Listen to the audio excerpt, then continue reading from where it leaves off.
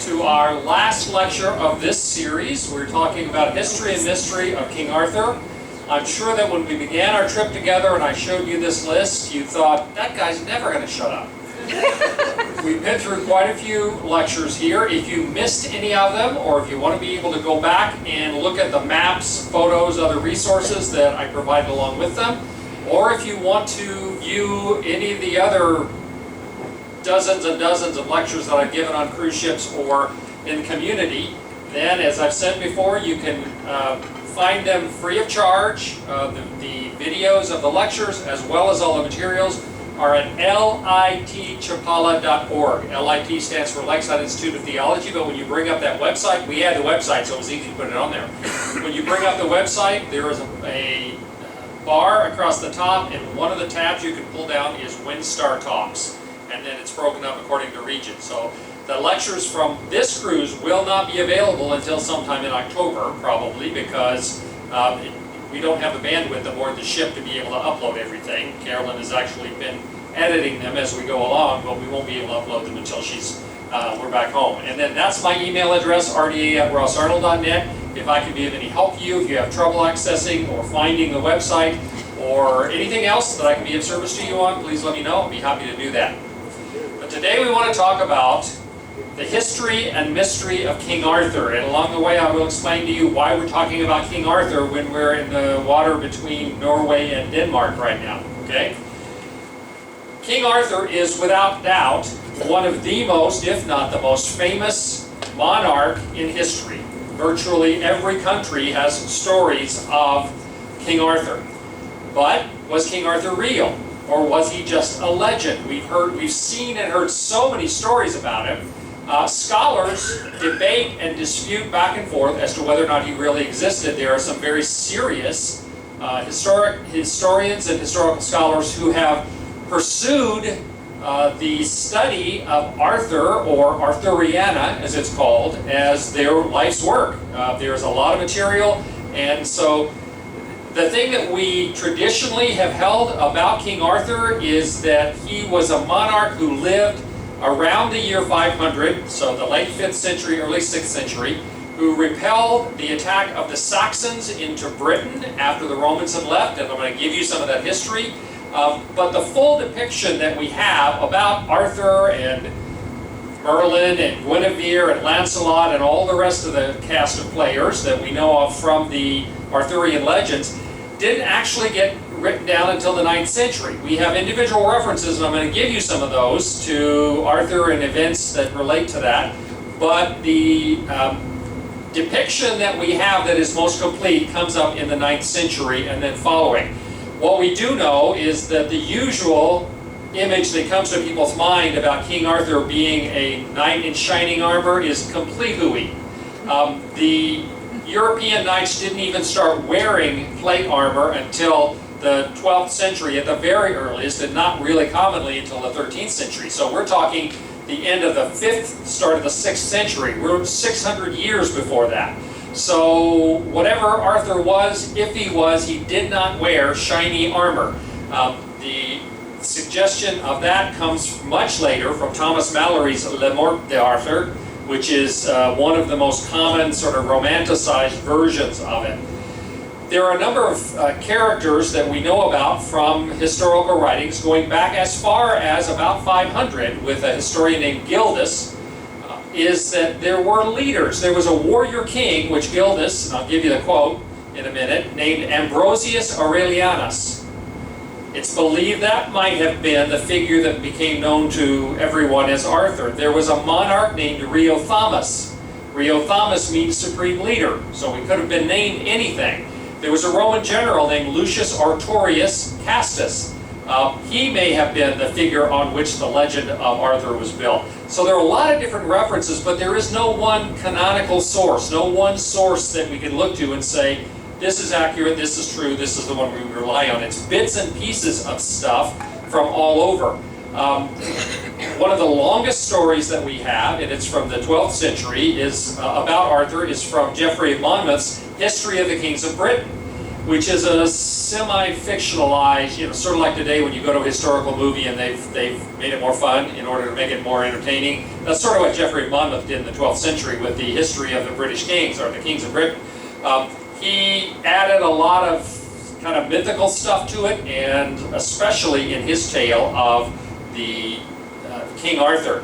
But Geoffrey depicted Arthur as a king of Britain who defeated the Saxons and eventually established and ruled over an empire that included all of Britain, Ireland, Iceland, Norway, and the Gauls, which is modern-day France on the main continent of Europe.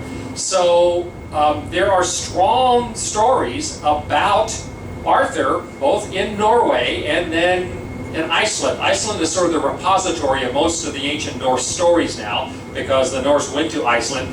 And you might be interested, Iceland is the most literary society in the world. They print more books per capita, they read more books per capita than anybody else. And so books of history are a big deal to them. And Iceland maintains some of the stories. It references even in Snorri Sturluson, you're going to always remember Snorri, to King Arthur, and then other stories. But Arthur's father, whose name was Uther Pendragon, Merlin, Guinevere, the great sword Excalibur, the final battle of Arthur against Mordred, the burial of Arthur on the Isle of Avalon, all of that is part of Geoffrey of Monmouth's record from the 12th century, the history of the kings of Britain. But for over 1,000 years, people in many, many different countries have been fascinated by this King Arthur. Was there really a King Arthur then? Is all of this just made up stuff? Or is there some history behind it? That's the thing I want to talk about today. And if you're sitting there going, poo-poo, of course there's not, you just wait. I'm going to give you some information that may curl your toes. What we do know is there appears to have been something that happened amongst the Britons around 500, when the Saxons from the continent, actually the Angles, the Saxons, and the Jews had crossed over and were conquering all of the British Isles. Something happened around the year 500 that stopped them. And we don't know exactly what it was. The best idea anybody has come up with is that there was some leader who organized the Britons, led them into battle, and maintained sufficient strength that they not only stopped the movement of the Saxons further west, but actually pushed them back. And we have archaeological evidence of that. So let's talk a little bit about the history of Roman Britain. We're looking at the largest island of the British Isles, of course, and this shows the invasion of the Romans. They were a busy bunch, the Romans, as they came into Britain. Julius Caesar was the first of the Romans to cross over into Britain. He was in Gaul during the Gallic Wars when he was fighting against the barbarians in Gaul. Today we call those barbarians French. That was just a little joke. He was fighting against the Gauls, and he heard two things apparently. One was that there were forces across the Channel in Britain who were helping support and provide for his enemies, the Gauls. And secondly, apparently he had heard that there were great riches over there. So twice in 55 BC and 54 BC, Julius Caesar crossed over. He won some battles there. He put a friendly king in charge of part of it, but he didn't really do anything, and then he went back. Following that time, there were multiple attempts, or plans, not attempts really, by the Romans to invade. Caesar Augustus planned invasions in 34 BC, 27 and 25 BC, but they never actually went. He got distracted by other things. Very strangely, you've heard of Caligula. Caligula was one of the craziest of all of the Roman emperors. Caligula sent 200,000 armed soldiers to the English Channel, and when they got there, and they're all in formation, he ordered them to collect seashells.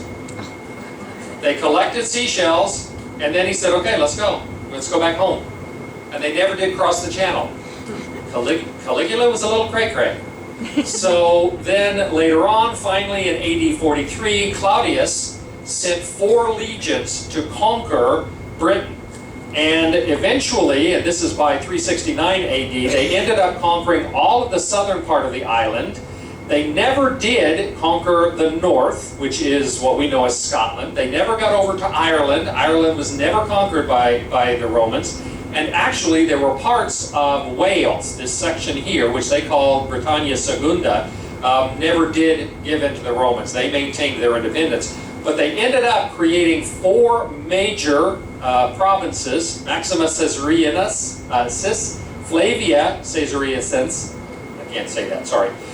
The Britannia Secunda, Britannia Prima, and then up here, Valentia. In the 2nd century, two emperors, Hadrian, you probably heard of, but Antonius Pius built two walls. This is the location of Hadrian's wall. Up here, a little bit more optimistic, was the wall of Antonius Pius. The reason they built those walls is because the people who lived in the north, what we know as Scotland, were so difficult. They were just crazy warriors. Then they decided better just to wall them off and not bother with them than keep trying to conquer them. And so they built the walls for that reason. When the Romans actually moved into Britain and created these various provinces, they did the thing that they have done throughout all of the Roman invasion and conquering, and that is they turned it into a little Rome. After the conquest, they created a very distinctive sort of Romano-British or Romano-Celtic culture, because many of these people were the Celts. Remember the story when we talked about the Celts had come over from the mainland over onto the British Isles. Eventually they got pushed, that's what we're talking about here, over into Wales, into Scotland, into Ireland. But at this time, when the Romans were there, they were all primarily Celtic. And so the Romans created a Romano-Celtic culture. They improved the agriculture, they did urban planning, industrial production, architecture. They made it such an attractive place that many people from other parts of the Roman Empire were immigrating there. And they were having a lot of people coming from Spain and from Italy and other places to live here. They created villas, public baths, a coliseum, stadium, a network of roads. They introduced taxation, bureaucracy. And after 313, when Emperor Constantine became a Christian and declared that all of the Roman Empire was now Christian, they began to build churches and monasteries. So during this period of time, you have all of these stone villas and buildings and towers and walls and coliseums. For centuries after the Romans left in 410, the people of Britain still wondered how they could do that, because there was a huge step back in terms of the culture in Britain, their ability to build. They no longer could build out of stone, and yet they had the remains of all of these stone buildings and walls and villas and everything else. And they struggled with understanding how could they do that, because they built things out of sticks and mud for the most part. You know, it was a huge step backwards in terms of culture. But by the beginning of the 5th century, that is the start of the 400s, Rome had clearly overextended itself. The Roman Empire stretched throughout all of Western Europe, over into part of Central Europe, the Middle East, North Africa, and Rome simply was not able to manage all of that anymore, and they started running into trouble. But here in Britain, and this is, if you weren't confused before, you will be now. The Britons, the Celtic Britons, were here, and that's the map I showed you a minute ago that the Romans ended up taking over. In the north, the people in Scotland, as we know it in Scotland, were called the Picts. It literally meant the painted people. And we have illustrations of them having bright painted, like blue woad. You know, the Scots later on used blue on their face when they went into battle. So paintings on their body. The thing that will confuse you is in Ireland, the people who lived there were called Scots. So, the Scottish were the Picts, and the Irish were the Scots. You'll notice that this area here is green. Later on in culture, so many of the Irish, who were called Scots, moved over into Scotland, as we know it. I keep using those words because we're familiar with them. That it actually became known as the land of the Scots, or Scotland. But that's a name that came from the people who previously had lived on the island of Ireland. So, Rome did not control either this area or the Scottish or the edges of the Welsh people as we know it. When they came over, I'll talk about this in just a second. The difficulty that they had is, as I said, in the early 400s, Rome was so extended they could no longer really defend themselves. The late 300s and early 400s is called the Age of Migration, in which all of these barbarian people, and I don't mean that as a critical word, it's just a descriptive word, the barbarian peoples from Asia, Eastern Europe began to migrate. It's called the Age of Migration. They traveled over primarily into Western Europe. You know, the Lombards, the Goths, the Visigoths, the Huns, all of those people. And in 410 AD, the Goths sacked the city of Rome. Unheard of. They just couldn't conceive that that could have happened. Well, when that happened, the Romans recalled all of the legions from the outer areas of the empire and called them back to Rome. Said, we need to reorganize here. And so all of the Roman military and much of the Roman government ended up, well, all of the Roman government ended up picking up from Britain and going back to Rome. What they left behind were farmers and craftsmen, religious people, merchants, who for almost 400 years had depended upon the Roman Empire and upon the Roman army to be both their structure and their defense. They were completely defenseless. They had no means to defend themselves. They were ripe for raiding by anybody who cared to.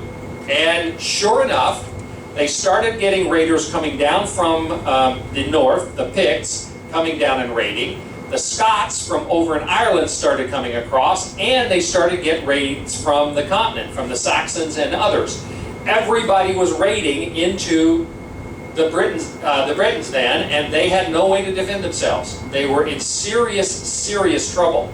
They actually sent a message at one point to a military commander, the closest one they knew of, a Roman military commander in Gaul, modern-day France, and said, "This is going on, please help us." His message back was pretty succinct. He said, "Hey, you're on your own." So the Romans were not going to come and help them. So faced with all of that conflict, all of these people coming in and raiding, a leader there called Vortigern, who has gone down in history as one of the least liked people ever. He styled himself as the king of the Britons, although he probably was just a local warlord. He came up with the idea that the thing they had to do was to fight fire with fire. So he contacted some people on the continent, emailed them maybe, I don't know, and said, "We would like to hire mercenaries to come over and defend us, and we will pay you well." So he ended up getting two brothers named Hengist and Horsa. These two guys. Here they're dressed in the wrong kind of outfits. This is probably more what they look like because they were Saxon warriors. And they came over with their band of mercenaries, and they were very successful. They drove the Picts back north. They drove the Irish back across the Irish Sea. They were very successful. And they were being paid monthly, and they were being provided for, and everything looked really good. But all of a sudden, Hengist and Horsa looked around and said, "This is a lot nicer place than where we came from. Maybe we should just stay here because we know for a fact that the people living here can't defend themselves. That's why they hired us." So you end up at that point, the Hengist and Horsa sent word back to all their cousins and friends and family to come over and settle in Britain. The Jutes from Jutland, Angles from Anglia, the Saxons from the Saxon coast, and then you have others, Frankish coast, Frisia as well. They migrated to Britain, and the British had no way to defend against them. Every report after this blames Vortigern for this. In fact, some of them won't even name his name. They call him the prideful usurper, because he's the one that invited these guys over. Well, again, the Jutes, the Angles, and the Saxons came over. This map actually shows hundreds and hundreds of years. Later on, we have the Vikings in the late 700s and 800s coming down, and then the Normans, of course, the Battle of Hastings in the 11th century. But primarily, it was this area from northern Germany and Denmark that came over and began to settle. And they didn't want to just settle along the coast. They took it upon themselves to try to conquer the whole area.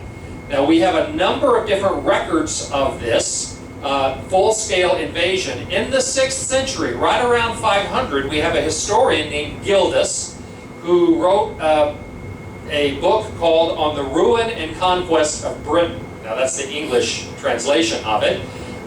And he was alive during part of this time, and he wrote about all of this. He's the one that called the Vortigern the Superbo Tyranno, the proud usurper, and wouldn't name him. And then in the mid-8th century, we have the Venerable Bede, who was a monk who wrote histories of England. He actually gave us the names of Vortigern, Hengist, and Horsa. He identified the invaders as being the Angles, the Scots, and the Jutes, and gave us a lot more detail about all of that. And then in the 9th century, a Welsh monk named Nennius wrote an extensive history, and in chapter 56 of his writings, the Historia Brittorium, he actually talked about King Arthur. It's one of the references, the first time we hear about King Arthur fighting battles. Later on, the Anglo-Saxon Chronicles, Geoffrey Monmouth, I mentioned already, the History of the Kings of Britain, and then a writer named William of Malmesbury. All of them recorded bits and pieces of this history about the invasion.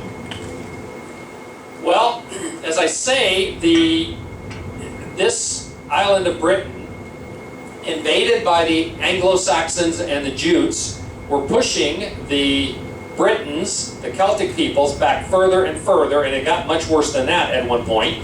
Some of them ended up leaving and going down to what's now called Brittany, which is the westernmost point of France.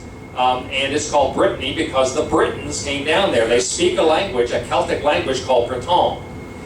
Some of them also went down to the tip of the northwestern tip of Spain, which is now called Galicia. When Carolyn and I first did some of the trips up here into Scandinavia and also around the British Isles, we were astonished that when we got to the northwestern tip of Spain, we were greeted on the dock by bagpipers in Spain. Then we got up to Brittany. Guess what there was on the port welcoming us in? Bagpipers.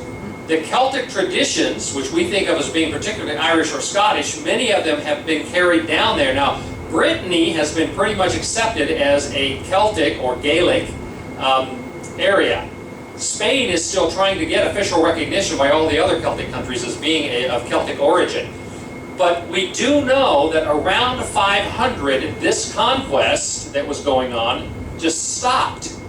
We have archaeological evidence that suggests that not only was it stopped, but it actually got reversed, and that there were quite a few of the Saxon peoples who turned and went back to the continent. We don't know exactly why, but for 2 generations, the situation was stabilized between the invading Saxons and in the east and the Britons in the west, and there seemed to be peace. The only explanation anybody has ever been able to come up with is that someone rallied the Britons and caused them to fight back and established a line so that they were able to maintain the western part of Britain. How they were stopped? It appears that there must have been some amazing, brave, shrewd, canny, skilled warrior leader who finally gave them the direction and leadership they needed in order to make this happen. But who and how is the question. But this is at the core of the legend of King Arthur. It's the historical fact that somehow, after being driven like sheep for so long, the Britons stopped the Saxon invasion and even pushed it back. The difficulty we have is that between 410, when the Romans left, and around 600 is almost a dark age. The people were so concerned about survival, they didn't really take time to write any accounts of it. On the Britain side, they were quite literate and Christianized. The Saxons were not Christianized and they were illiterate. So we don't have any records from the attacking side, and the defenders were a little too busy to write stuff down. So we don't have a lot of references. Gildas, that I mentioned, who lived during this time, the closest historian we have, wrote this. Then some time passed, and the cruel invaders, that's the Saxons, retreated to their home bases. The survivors collected their strength under the leadership of Ambrosius Aurelianus, mentioned his name before, a most temperate man who by chance was the only person of Roman parentage to have come through the catastrophe in which his parents, who had once worn the royal purple toga, had been killed, and whose present-day descendants have far degenerated from their former virtue. He and his men challenged their previous conquerors to battle, and by the grace of God, victory was theirs. So this Ambrosius Aurelianus appears to be, and this is what historians call it, an Arthur-like figure, because we don't have a specific historical figure. The interesting things about that passage I just read is that Gildas is referring back to the civilization that they'd known under Rome, and the fact that the people, despite the fact they were being driven by the Saxons, remembered what civilization should be like, and they had a hope for a better thing. And they identify Ambrosius Aurelianus as being descended from apparently a very high family in Rome, because they wore the royal purple togas. So we've got very specific about that. Now, there is no one named Arthur in that account, but the Welsh referred to the person, this Aurelianus, Ambrosius Aurelianus, the Welsh called him Imrus Wedling. Now, there's no cognitive relationship between Imrus Wedling and Aurelianus. So the fact is that depending upon which language you're talking about, names could vary widely. They could be completely different. It may have been that the Celtic name, not the Latin name, which Gildas was writing in, or the Welsh name, but the name that would have been given him of Arthur could have been the same person, because they frequently had very different names depending on which language you're using. In the 6th century, we have a document called the Getica, or the History of the Goths, that tell about a leader of the Britons who crossed over to Gaul, crossed the channel over into the continent to help defeat the Goths. His name was given as Riothamus, but that simply means supreme leader. And he was a great warrior, apparently, that had come from the Britons and then returned there. It's thought that that was perhaps, even probably, this Aurelianus character. So the name Arthur does not show up in these early histories, but we do have quite a weird phenomenon, and that is one of the few things that they did maintain consistently, which is very important when you have noble families and royalty and all that. They maintain what are called the regnal lists, meaning the names of the families and their children and their children's children. They maintain all of that. We do know that while the name Arthur does not show up anywhere in Britain prior to all this, in the 6th century, 4 of the royal houses of Britain had eldest sons that they named Arthur. And we have no record of that name officially before that. So, you tend to want to name your oldest son, who has a potential of being a king even, by a name that you think carries some weight, some power. And so they named their sons, 4 major families named their sons Arthur. You see, there's bits and pieces of stuff here. There's no one account. This is one of the very interesting things. It's a 7th century Welsh poem called the Egadodin. And the Egadodin is the oldest known Welsh poem. It's about a war in which the Welsh warriors all fought very bravely, although almost all of them are killed. And this particular section of it especially praises a mighty warrior named Gwardur. And I will read you part of it. In referring to Gwardur, it says, "He pierced over 300 of the finest. He struck at both the center and the flank. He was worthy in the front of a most generous army. He gave out gifts from his herd of steeds in the winter. He fed black ravens on the wall of a fortress, though he was not Arthur. Among the powerful in battle, in the van and alder shield wall, Gwardur." There's a couple of points about this. One, apparently everybody knew who Arthur was, because the author of this Welsh poem in the 7th century felt no need to describe who he's talking about. And as good as this Gwardur was, piercing 300 of the finest, attacking the center and the flank and on and on and on, how great he was, still, he was not Arthur. So how great must Arthur have been? But we have no reference specifically here to who he was. And again, so the phenomena is that while we have no references to the name of Arthur before the mid-6th century, We have a 7th century poem that holds him up as the ultimate, so much greater than even the greatest of the warriors the Welsh had. And we have royal families who are naming their eldest sons Arthur. Something's going on there. In the area known as Cornwall, which is the very southwestern tip of the end of the world of England, there is a castle, which is called Tintagel Castle. Cornwall is in southwest England, is a village, and this ancient castle is called, they're both called Tintagel. Tintagel Castle is very much linked to the legends of Arthur and the Knights of the Round Table. It's almost an island. There is a narrow neck of land that connects the mainland to this Tintagel area, and oddly enough, so it's really defensible. It's very easy to defend it, and there have been castles built there since very, very ancient times. Oddly enough, for a formation like this, they also have fresh water on the island, which meant they really could hold out for a very long time.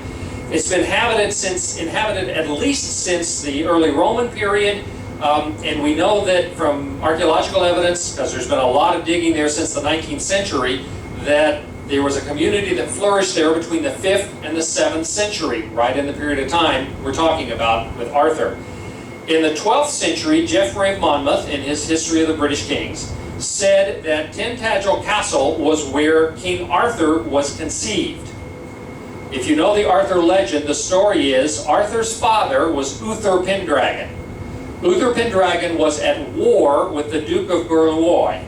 And the Duke of Burloy was married to a beautiful woman named Igraine. And even though Uther Pendragon was at war with Burloy, he was in love with Igraine. So Merlin changes Uther Pendragon, and Merlin himself and another guy, to look like Burloy and two of his captains. They go into, because they look like the boss, they go onto Tintagel, into the castle. Uther Pendragon sleeps with Igraine, whom he's in love with. She becomes pregnant with Arthur. So Geoffrey of Monmouth says that Tintagel is where Arthur was conceived. There are other stories that suggest much later that it was actually where Arthur was born as well. That comes in like the 15th century.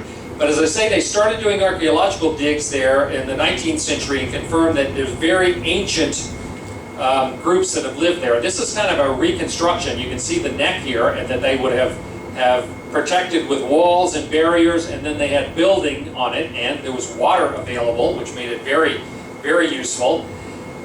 So the legend is that this was associated with Arthur, but there was no real evidence, and so a lot of scholars poo-pooed this. In 1998, researchers excavating the area, an area that was known to be part of the 6th century archaeological finds, based upon wood that they could do carbon dating on and everything else, they knew which levels of the island were from what periods. They were looking at a 6th century area, and they turned over a stone, and on the back of that stone was a carving in what looked to be authentic 6th century Latin, because Latin has changed over time, as all languages do, and the Latin said, Pater coli avi ficit Artogonu, which translated means Artogonu, the father of a descendant of Col, made this. The root of that name, Artogonu, art, is a Celtic word, which means bear, a kind of bear. And so there are some linguists who have looked at this and said, this appears to have a Celtic influence and have the same root name as Arthur. There's no absolute proof in that, but it's one more little pin to stick in the map about all of this.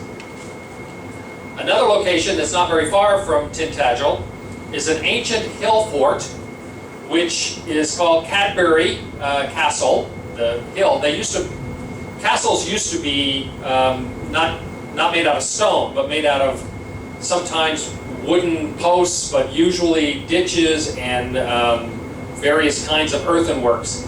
So this is a modern picture here. This is an etching that was done in 1723 of the Cadbury Castle. It previously, from time immemorial, was known as Camelot. The local people still refer to it as Camelot, or Camelot even now. It's the summit is 500 feet above sea level. The top of it is 18 acres, or 7.3 hectares. It's not a small thing. It's more than twice as large as any other ancient fortification that has been found in Britain. There are 4 ramparts on each of the sides, north, south, and west. There are 2 remaining on the east, but the others apparently have been destroyed or washed away. This has been excavated extensively since the 19th century, and it's revealed that human habitation there going back to the Neolithic Stone Age. And so, especially, they have found evidence during the Bronze and Iron Ages, and while it seemed to have been deserted for a period of time, there is strong archaeological evidence that it was reoccupied during the period of time from 470 to about 580. Exactly in line. Now, the Great Hall here, because there's an outline of the Great Hall on top of it, is 66 feet by 33 feet, or 22 by 11 meters, for those of you thinking meters. And as I say, it's twice the size of any other ancient British fort. It's estimated that 700 people could have lived here and been supported on top of this thing. So it wasn't a small going. The idea, of course, as you can imagine, is that this is proposed to be Arthur's Camelot. This was where they had their center of operations, where they lived, where they maintained their military functions and activities, and from here, they fought back against the Saxons. Was it Arthur's Camelot? Well, the locals have called it that since before recorded history, since before memory. They call this hill Camelot, or Camelot. What kind of leader, because we know that this was an inhabited fortress, what kind of leader could have created and maintained a place like this, claiming the loyalty and providing for 700 people? If it wasn't Arthur, it was an Arthur-like character, apparently, because we know that this was a fortress area during that time period. We then have the tomb of King Arthur. You may not know this, but they found him. Glastonbury Abbey and Glastonbury Tor. How many of you have been to Glastonbury Abbey? Beautiful place. And Glastonbury Tor is one of the most dramatic things ever. It's a tower that sits right on top of this conical hill. Very dramatic. Well, Glastonbury Abbey is not far from Cadbury Hill, or Camelot. In 1191, the monks who were living and working at Glastonbury Abbey were told by King Henry VII, the English king, that a Welsh bard, or storyteller and singer, had told him that the Welsh bards had passed down through history the information, the secret of where King Arthur was buried. And it was on the grounds of Glastonbury Monastery. And so King Arthur told the monks, and they apparently, digging where they were told to dig, dug up a coffin made out of a hollow log, and inside it was a large man and a much smaller woman and a lead cross that was about 1 foot long in Latin. This is what the cross looked like. Many people saw the bones, and many people saw the cross, and there were multiple drawings done of the cross. Translated into English from the 6th century Latin, it says, "Here lies buried the famous King Arthur in the Isle of Avalon with his second wife, Guinevere." People read this and they go, now wait a minute. Isle of Avalon. Glastonbury is not an island, but it used to be. There was a time before the 12th century when they put in canals and drainage. The whole area around Glastonbury Monastery and Glastonbury Tor was a marsh. You had to use a boat to get there. And all of that's been drained now, and you wouldn't know it if you just went there, but we know for a fact that it used to be considered an island. So that's part of it. We also have the comment about his second wife, Guinevere. Well, we have other references that suggest to us that Arthur had more than one wife, at least 2, and that they were both named Guinevere. So the reference to his second wife, Guinevere, fits with what we know about the legend of Arthur. Some people have proposed that this was, in 1184, they'd had a major fire at the Glastonbury Monastery, and it had done a lot of damage. So here it is, 7 years later, they find the skeleton of Arthur and Guinevere, right? And they're going, yeah, right. Monasteries, if they could attract pilgrims, put people to come, basically religious tourists, they would give money. And they thought, well, the monks did this in order to raise money to try to rebuild the monastery, buy more land, whatever.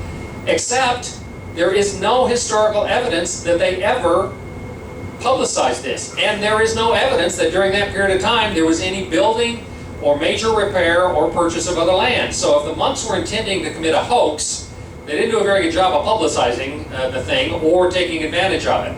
Not only that, but Glastonbury Monastery is where traditionally Joseph of Arimathea, who gave his tomb for Jesus to be buried in, that he was the holder of the Holy Grail, the cup that Jesus had used at the Last Supper and that was used to catch Jesus' blood as he hung on the cross, according to legend, that Joseph of Arimathea had come to Glastonbury in England and had brought the Grail with him.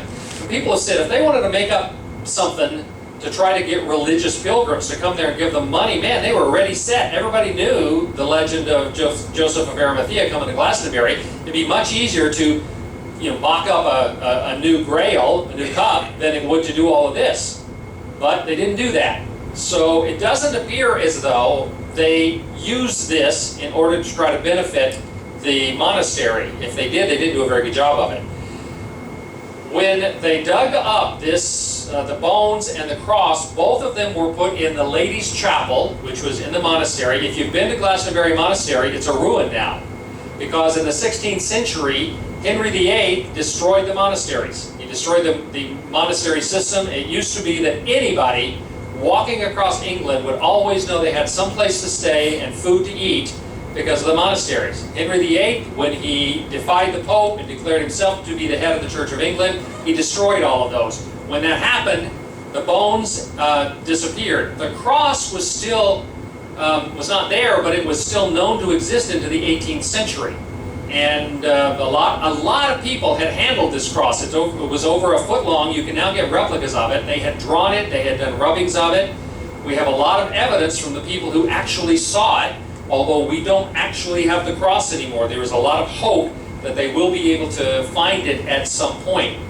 The cross, the words on it, are, as I said, in 6th century Latin script. And the question's been asked, what would 12th century monks have known about 6th century Latin? They didn't have the resources we have even today.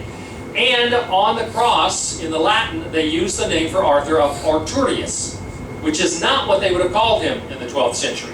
They would have referred to him as Arthur or Artus, but not Arturius. But in the 6th century, that's what he would have been called. And so there's internal kind of evidence as well.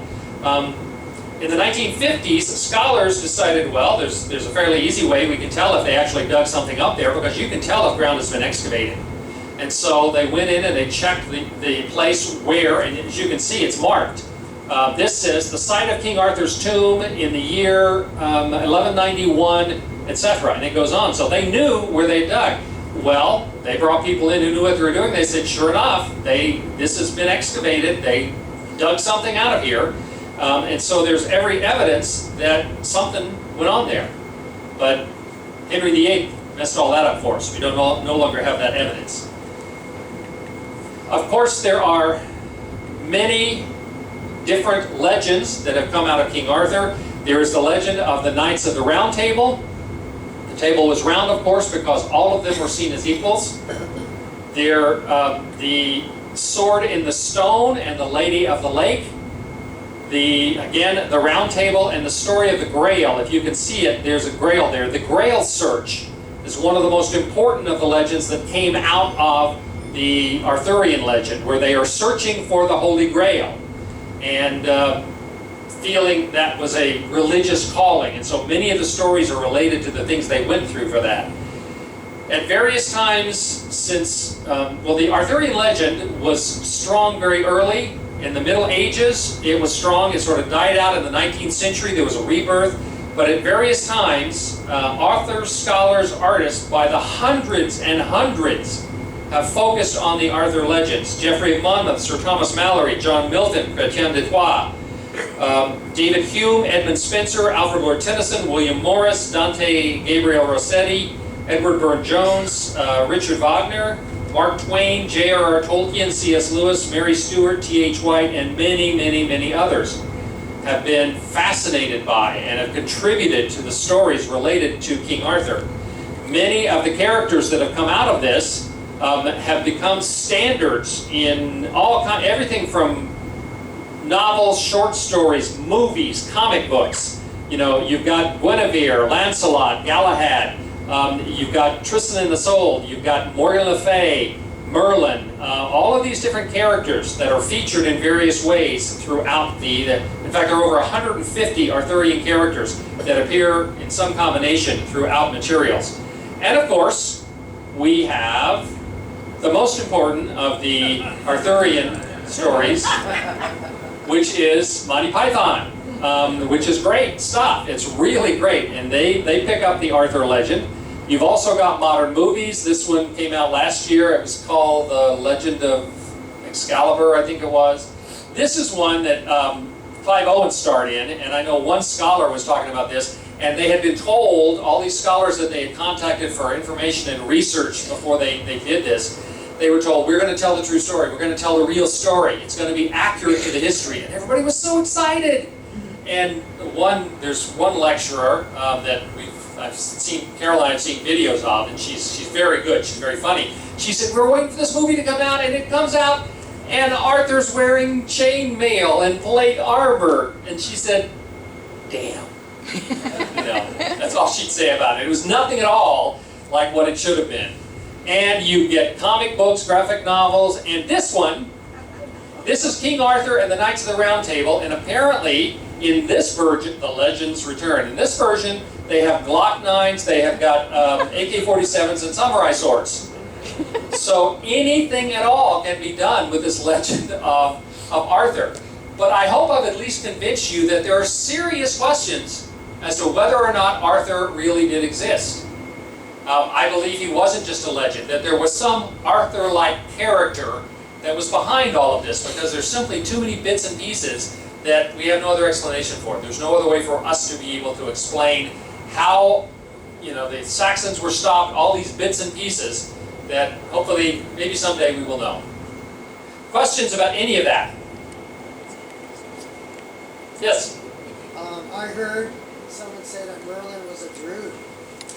That Merlin was a druid. Well, it was the idea was they were Celtic, so it's possible that he would have been a druid, but more a magician. I mean, it's in the story, because of his ability to cast spells and, to make Uther Pendragon look just like Gorloy, and I don't think the Druids claimed that shape-shifting kind of ability, but it's, it does make sense in the sense that the Druids were the holy people and, kind of the shamans of the Celts, and that's the context that we find Merlin in, so it's possible.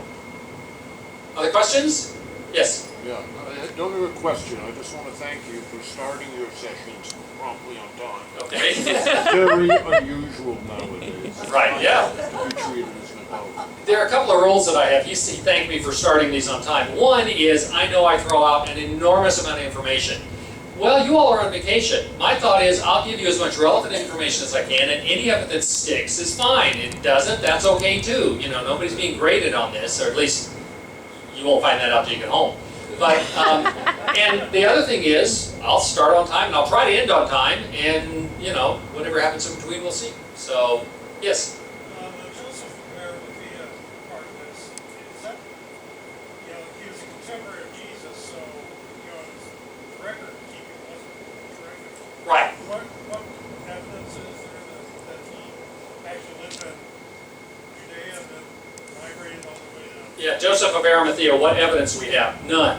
The only evidence we have for him is the biblical account, which is that he was a wealthy person, I think a member of the Sanhedrin, who came to accept Jesus as being the Messiah that the Jews were waiting for, and that as part of his discipleship, when Jesus died, he was poor, they didn't have any place for him to be buried, and so Joseph of Arimathea gave his tomb for Jesus to be buried in. Any idea that he then took the grail or captured the blood of Jesus in the grail when Jesus was on the cross, all of that is just legend, myth, and the idea of Joseph of Arimathea going to Glastonbury, going to England. We have no evidence for that as well. I mean, there are a lot of other things, like the idea that Jesus and Mary Magdalene had a son, and he became the founder of the Carolingian dynasty in France, and all of that. All of that is just, there's no evidence for that. It's all made up. So, whereas here, yeah, a lot of stuff's been made up, but we have a lot of historical kinds of stuff as well. Yes? Arthur in Norway, was there anything in Norwegian folk tales or histories or myths or anything connected to Arthur? There are Norwegian stories about Arthur. The idea that he was, this started with Geoffrey, that he ended up, king over some areas. And then some of it is recorded in the prose and poetic Eddas, which come from the 11th century. A lot of the Norse stuff had started earlier than that, 9th century at least. They started writing it down. It had been verbalized long before that all the stories of Thor and Odin and everything else. Between the 9th and the 11th century, they wrote it down. The 11th century was in when Snorri Sturluson wrote. So we're talking about 600 years after the proposed events here, and so there are references to that. Not long stories about it, not like there are about the Norse gods, but there are references to it. Any other questions? Yes? I read a series of books by a professor many years ago, and she speculated that the Isle of Avalon was on the Isle of Man, and also in an area of Scotland that was called the Cockpit of Scotland. Yeah, there are a lot of different theories about that as to where events occurred, and like the Isle of Man, which has always been seen as a holy island. It was for the Druids, and some people have proposed that the Isle of Man, which is a fascinating island if you ever have a chance to get to it, that was Avalon, and that King Arthur was taken there as he was dying from the wound that Mordred gave him in his final battle. But we don't, it's all theory. And there are some people say, well, I think so because of this and this and this, but there's no hard evidence on it. Glastonbury has the strongest claim because they claim to actually have found the skeletons and have found the cross. And a lot of the pieces sort of fit together with all of that. Thank you all very much for your attentiveness throughout all of this. I appreciate it, and have a great last evening aboard the Starboard.